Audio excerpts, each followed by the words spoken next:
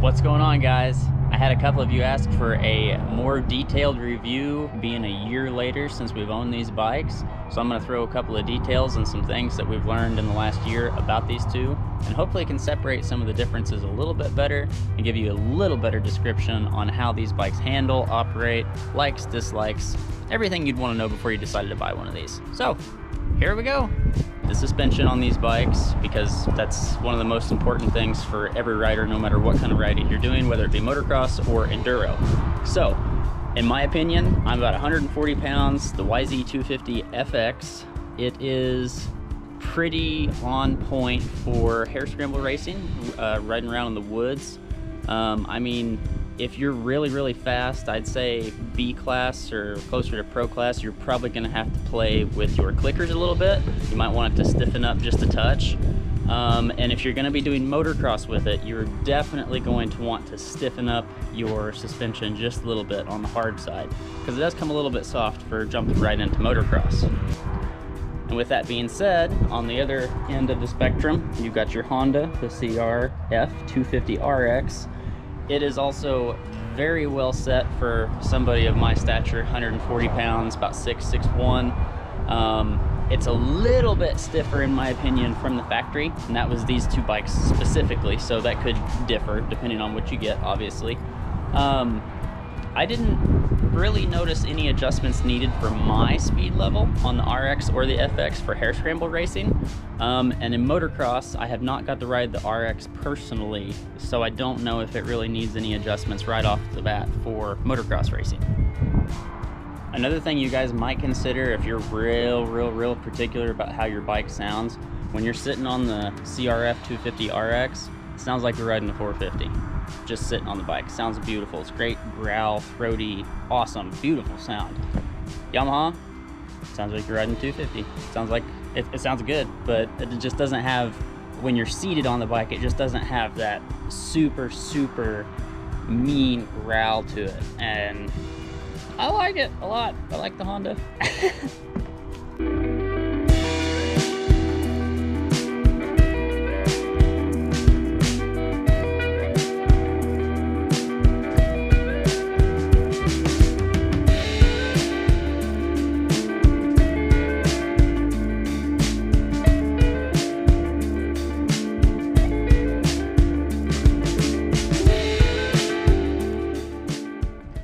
Okay, and to the next thing that I really want to touch on as far as the Yamaha goes.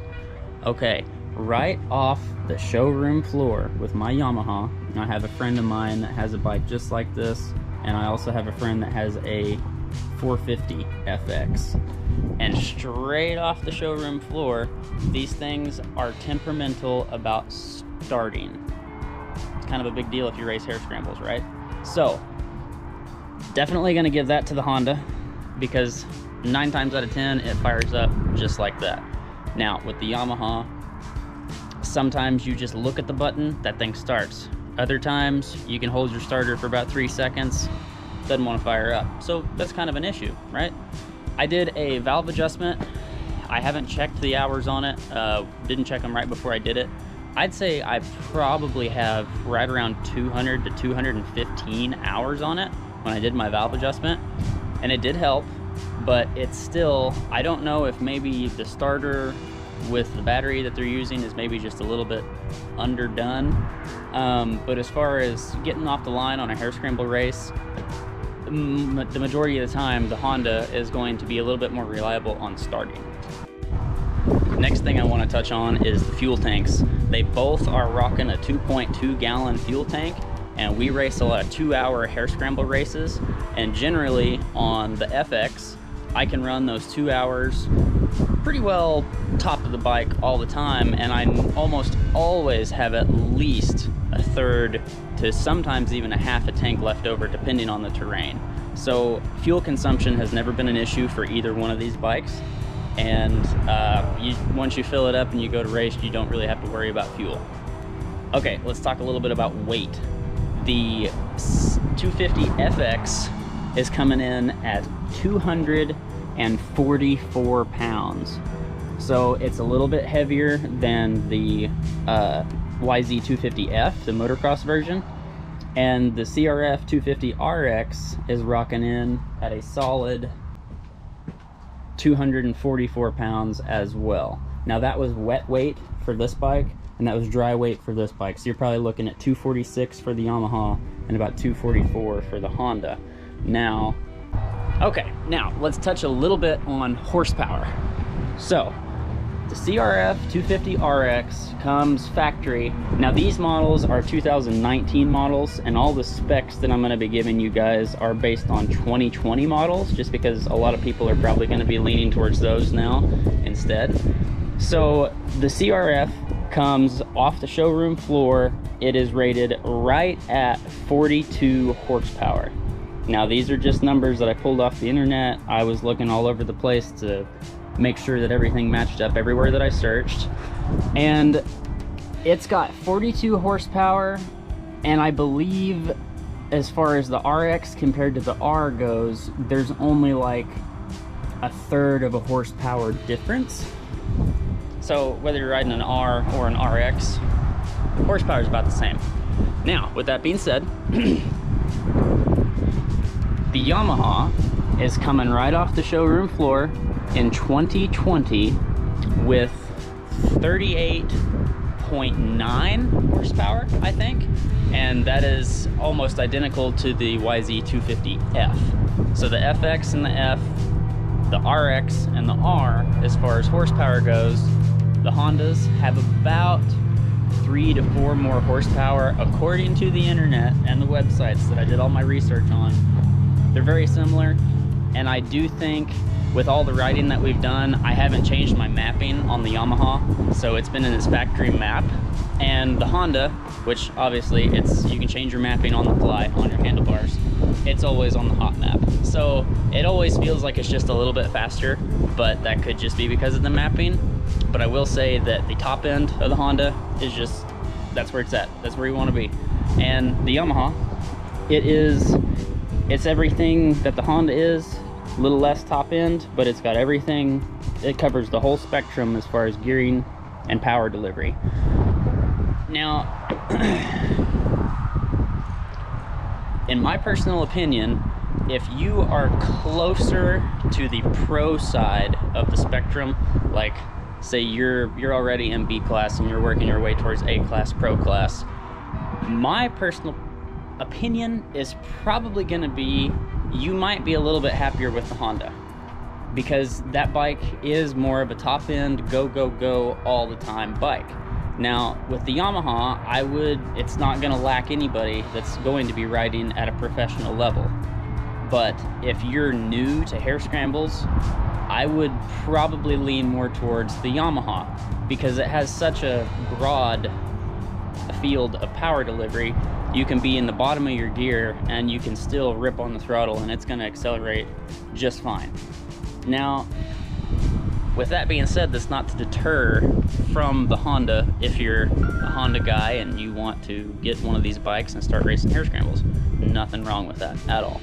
The Honda has a 5-speed transmission, and I believe it differs just a little bit from the CRF 250R. I'm not exactly sure what all the differences are. The YZ250FX has a 6-speed transmission. First gear and second gear are a little lower than the 250F, and then your third gear is said to be the exact same. Fourth, fifth through to sixth gear are taller than the 250F model. So with that being said, if you're a little bit slower rider, you've got first and second gear that is going to be a little bit more forgiving for lower speeds. And just, it's such a good, well-rounded bike. Both of these things are just amazing. My personal opinion on both of these bikes, if I were to go out and buy one, I wouldn't be upset with either one of these. These things, they're just both thoroughly amazing bikes. They're just wonderful. So, the 2020 models on cost, you're looking at almost the exact same price. The Yamaha comes in at about, I think it's $8,499, so you're looking at about $8,500 for the Yamaha, brand new off the showroom, and you're looking at $83.99 for the CRF 250RX. So $100 difference. If you're going to spend $8,000, what's another $100 if you're So all in all, in my personal opinion, if you're just getting into hare scrambles, you're not necessarily a great rider, not a real good rider right off the bat, my personal preference would be to go with the YZ 250 FX. Now, and if you're a Honda guy, it doesn't matter, go ahead and get the RX. If you prefer to ride a Honda as opposed to a Yamaha, it's not going to affect you that much. I mean, the differences are so minute. These bikes are just so beautifully built.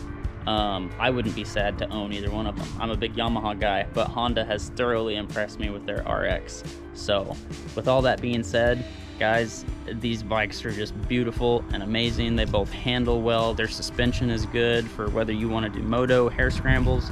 It doesn't really matter what you want to do with them. These bikes are so well rounded. It just blows my mind how good of a job these companies did with these bikes.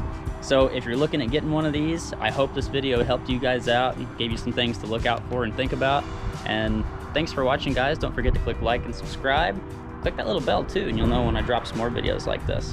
Thanks for watching. Also, guys, don't forget anything that I may not have covered in this video or didn't touch on as much as you would have liked to have heard, please feel free to comment down below. Ask me some questions about stuff I may have missed. I will explain a little bit more in detail the things that you're more curious about or something that maybe I didn't answer thoroughly in this video. So don't hesitate to comment and ask some questions. And I'm also going to drop a video somewhere up there that is going to give you the older video of me riding both of these bikes and talking a little bit about them, and then you can expect a new video here in the next couple of weeks. I'm going to do that again and go a little bit more into detail about the differences and the things I like and dislike about these two on the bike.